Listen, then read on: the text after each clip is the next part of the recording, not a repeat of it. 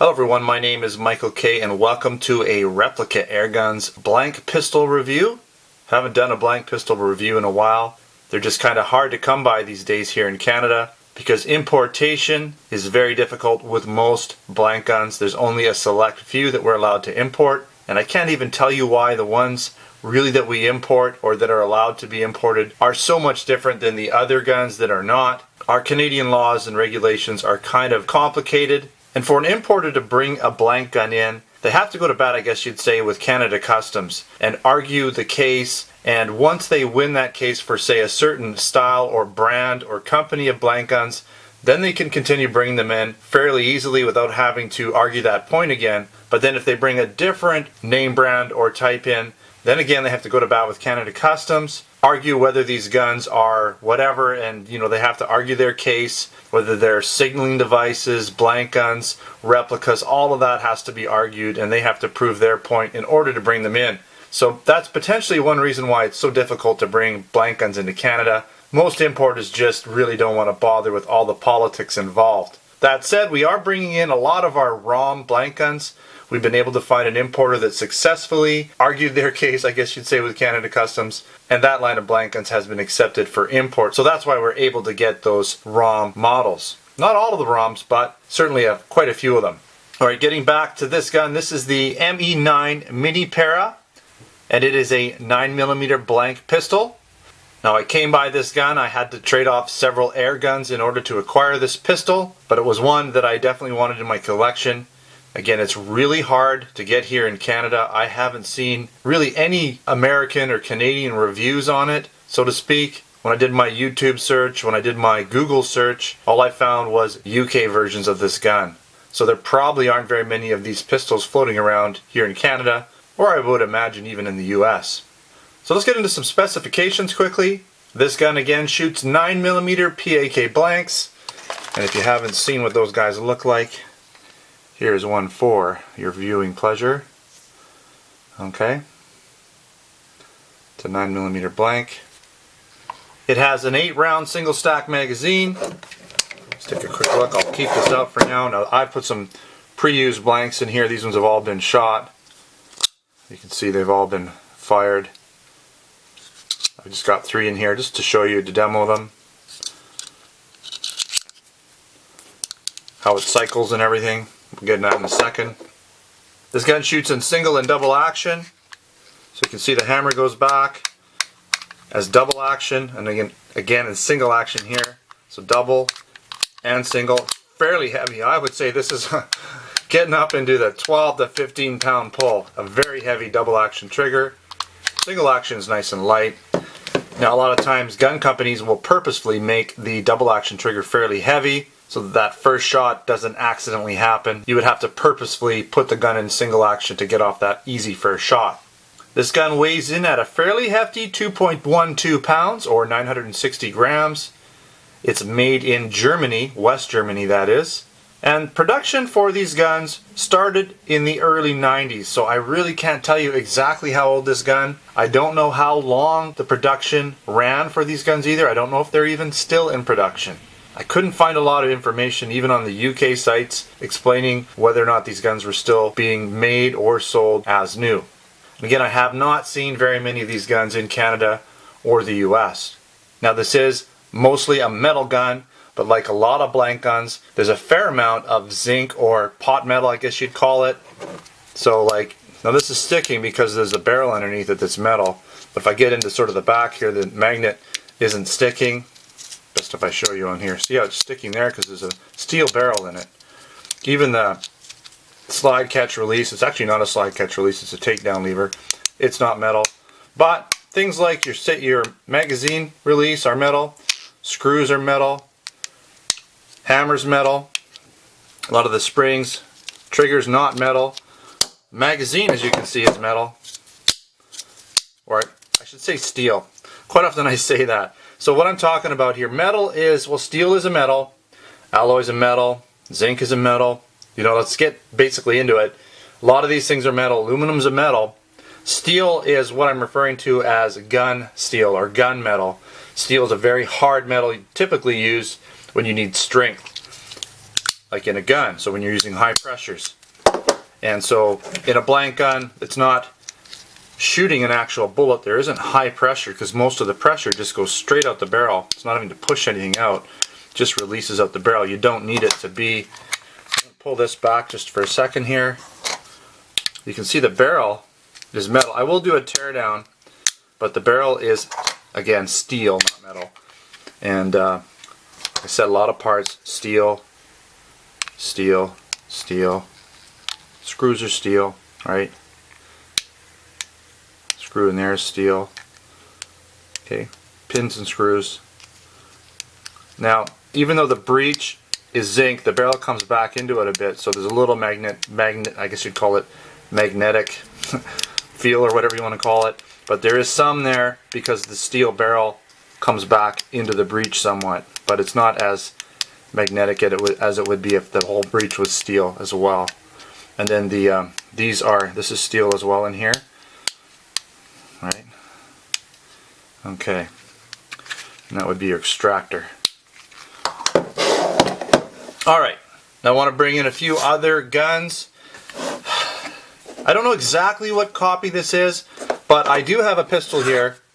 It is my Western Arms Airsoft Shorty 40, which is a Smith & Wesson Shorty 40.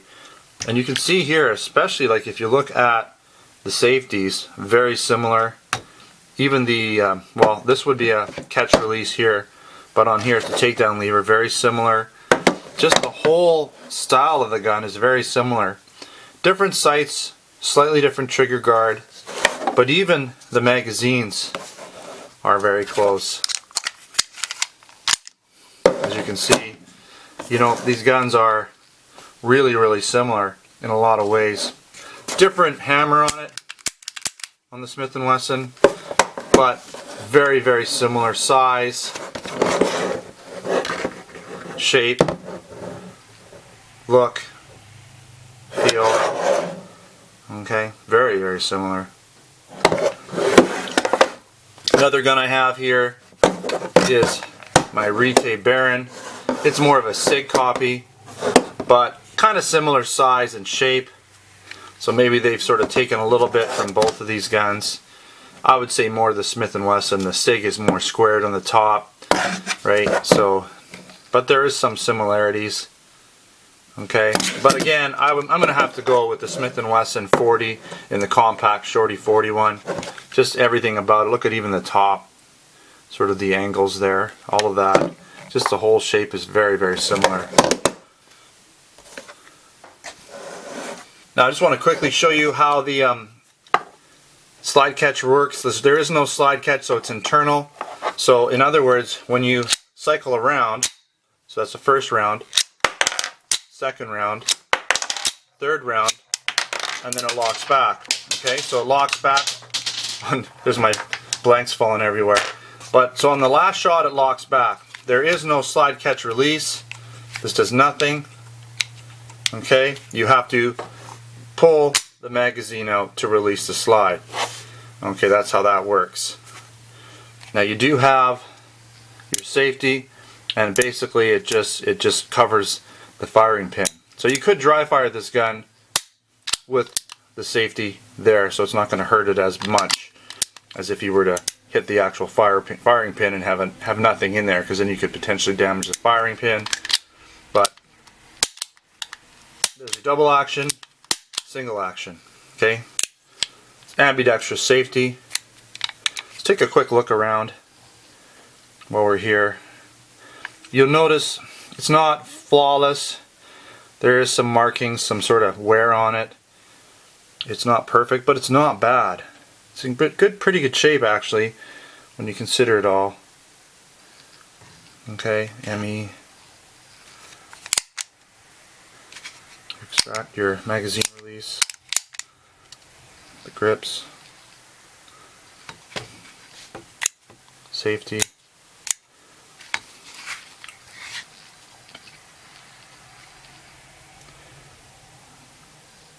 Made in West Germany.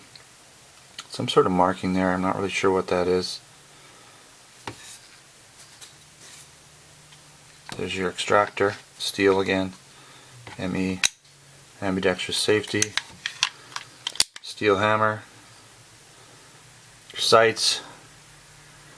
I would imagine they're just basically right part of the slide, molded into the slide.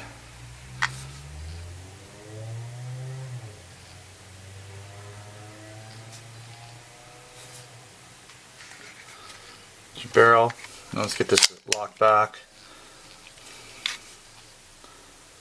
Now it is, so you can see that, it is threaded for some sort of potentially flare adapter, but you'll notice it has the rod that goes down it. That's to keep you from trying to shoot anything real in this gun. Again, they're not made for high pressures of real ammunition. Okay.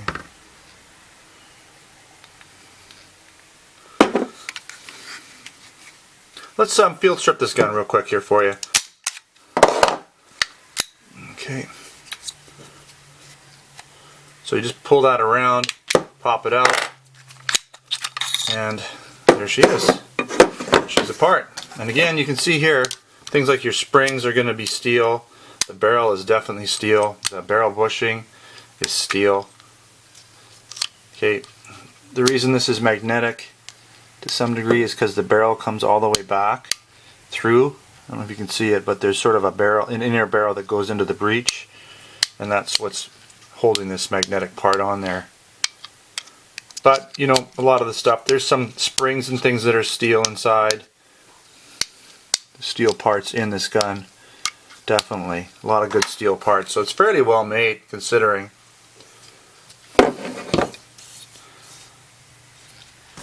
Let's see here though, this is just a zinc, slide is a zinc. You will have some metal parts like the extractor, maybe the firing pin, probably the firing pin steel. Again, metal, but not all of it's steel. Most of it's going to be pot metal or zinc, alloy of some sort. Alright. Pretty easy to put together. This is the hard part.